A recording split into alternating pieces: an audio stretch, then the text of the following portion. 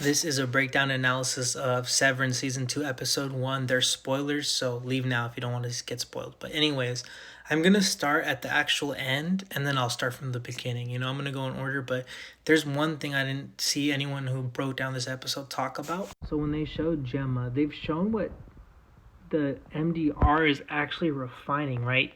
They're doing Kier's four tempers. They showed this picture in Season 1, right? Attempting to tame the four tempers, which you can see a goat there, but it's woe, frolic, dread, and malice. So why did I bring this up at the beginning? Because when they show the picture of the four betrayers, I wonder if that correlates. So you can see Kier next to the four betrayers who are like in a puddle of blood, or it looks like, and their heads are barely seeping out. I wonder if that these four characters represent those four characteristics. So I'm not sure who that is. It kind of looks like Millicek, but I'm not sure. You see the colors of the balloons there? I feel like there is a correlation. So nobody talked about this much, but look at, there's a crate there with like a bed in there. Is that where the new assistant came from? Is that where, you can't see what it says on the crate, but I met Mrs. Huang, but there's no way it's been 5 months. Why is he moving the boxes now if it's been 5 months? It's clear this has happened right after. It's clear Lumen wants them to believe that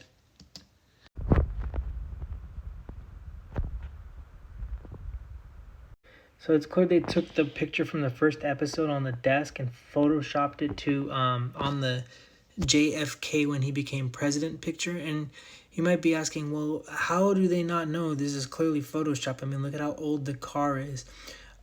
This should have given it away, but maybe Mark is not going to know what the outside world is like. They're not going to know what the vehicles are like outside. Is this poorly done? Yes, but they also have some childlike qualities, which I feel like is very important in the chip, because why do you think the games they play are so childish? So everyone's talking about Miss Huang. Why is it a child? People are speculating, oh, it's Mark's daughter, or it's Mrs. Casey as a child, having to do with them and the chips trying to bring back Kier. But I'm not going to speculate on that yet. I have some thoughts about it, but I'm going to wait till we get more information. There was some funny moments in the episode when the guy called Mr. Millicek Mr. Milkshake. Another thing people don't talk about is, like, where did Millicek send him in the elevator? Because he was already severed. Like, where did he take him? Also, when Dylan was like, are you poor up there? That made me crack up too. So let's talk about Helly really quick. Let's talk about Helly real quick because I made an in-depth video about this. Let's talk about Helly R real quick. I do think it is Helena.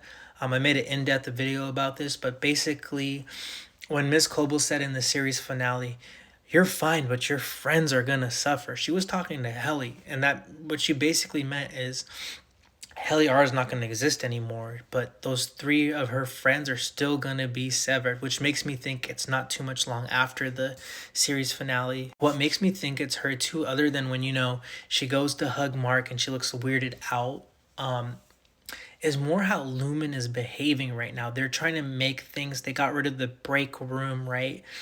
They're trying to make it seem like a great place to work. They don't want Helena to sympathize with Helly R or think that Helly R was right at all. So they're going to make it seem like the best place to work. They didn't care about their feelings. Like, why do you think when she tried to hurt herself in the elevator that Mrs. Coble got in trouble for not reporting it? Some of the theories can go both ways, like her not telling the truth because she's embarrassed that she's an Egan. But I feel like I like how Irving called her out on it immediately. He's like, Gardner at night? But and then when she said, she kind of snapped at Mark and said that innies and outies are not the same person. That can go both ways, because she can be embarrassed that she's an Egan, so she hates. But I think it's Helena because she hates her innie a lot. Some of the reasons I think it is Helena is, one, they got rid of the cameras. They're trying to make it seem like it's a great place because they don't need the camera anymore. They have her, the spy. And then when Millicek's like, oh, there's no microphones in here, she believed him. Like, the old Helly was super rebellious and would be like, I don't believe a word these people say. There's also some correlation with these three colors. I haven't been able to figure it out yet, but these are three constant colors we see not only throughout the series but in this episode. Either way, I do not trust her, and I'm like 100% sure it's Helena. There's also something to do with Irving. I actually saw a commercial today where he talks to a lady about, I forgot the name, but it was a specific hallway. It's the hallway that his Audi paints. How does his Audi know what that hallway is? Black hallway with a downward arrow. Is that the department PD was talking about where people don't get to go home? I also do think his Audi is suspicious. He has that newspaper he has hidden in his closet. I forgot to mention when Helena tries turning on the computer, she struggles. So that's clearly Helena, not Helly. So I found the commercial. It's called the Experts Hall. It's clear he's talking to R&D. How do you know about the Experts Hall? I'm sorry? I do think with Helena, she's slowly but surely going to see that everything in Lumen is a lie and that she's going to start agreeing with her innie. That's how we're going to get her back, is she's going to tell them the truth that she's actually Helena, and that then they'll go and flip the switch again for her, which hasn't been triggered. Who is that Genghis Khan in the trailer? Who is this? Who is this? Is that the person that was staring at Mark? We don't know who this is. Is that Egan? Are they trying to bring back Egan? Is that him? Who Mark finds somewhere down in the line? So you can see some of the statistics when they show. It's a little bit scary. You can see the heart rate. You can see the brain cells. You can see that nothing is 100% yet. So Cold Harbor, which actually has to go back to the Civil War.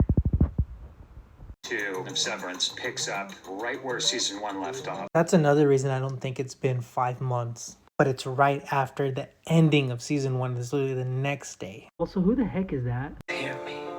We fear no one. I feel like they're going to show the parallel, like maybe Heliar is trapped down here, or they're going to show what happened between season 1 and 2. It looks like she's trapped, honestly, but it could just be they're showing what happened at the end. This is a breakdown analysis of Severance season 2 episode 1. There's spoilers, so leave now if you don't want to get spoiled. But anyways, I'm going to start